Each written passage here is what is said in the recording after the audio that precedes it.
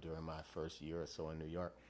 I'm playing a gig somewhere, and Clifford Jordan, bless his soul, one of the great heroes of this music, he comes to the gig and take intermission, and he comes over to me and he says, "Yeah, kid, you sound pretty good, and I said, "Oh, well, thank you, sir." He said, "I can hear, I can hear who you've been listening to." And I said, "Oh, okay." And he said, "Yeah, it's time for you to cut them loose and get your own shit." And that was beautiful advice, because we all grow up, and this is important, studying the legacy, emulating our heroes, addressing what I would call the medium that they've established. But then you have to reach a point to where you have to find your own style, your own voice. And first one that comes to mind was the time that I spent playing with Woody Shaw. Um, um, he really did a lot to groom me, not only technically, but emotionally and conviction. Uh, um, um, During my early days, of course, to play with somebody like Woody Shaw, I'm 24 years old. I was nervous and I didn't want to screw up, and so I would play safe, because I didn't want to screw up. And he comes to me and he says, "Man, don't play safe, man.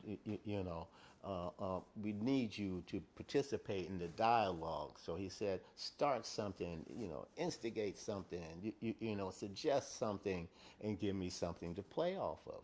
And so I said, "Okay," and I got my gump up, and I started to do that. And the most beautiful part about it was that when I would do that, how he responded to my participation with the dialogue.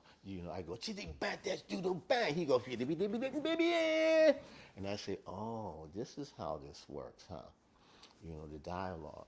I'm playing a gig with Jackie McLean, one of the last gigs at the Five Spot, the one that was on St. Mark's, and I look out in the audience, oh man, and here's Billy Hart and Tony Williams, sitting out there in the audience. So we played the set, and especially back then, I was frustrated with everything I played, and I really wanted to go and hide, but I said, "No, man, you got to go say hello."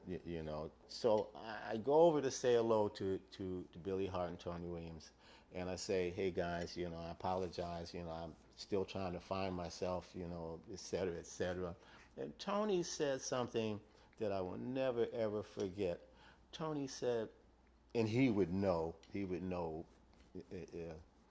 he said, "You may not be comfortable with what you're playing now because you never heard anybody else play it before." Meaning that I was trying to find my own style, and there is no reference point, you, you know, and I never forgot that, and I mean, for sure I didn't feel that I was worthy of that kind of consideration at that time, but yet I was. He's trying to tell me, man, that's part of your evolution, to find your own voice, and that's a lonely quest.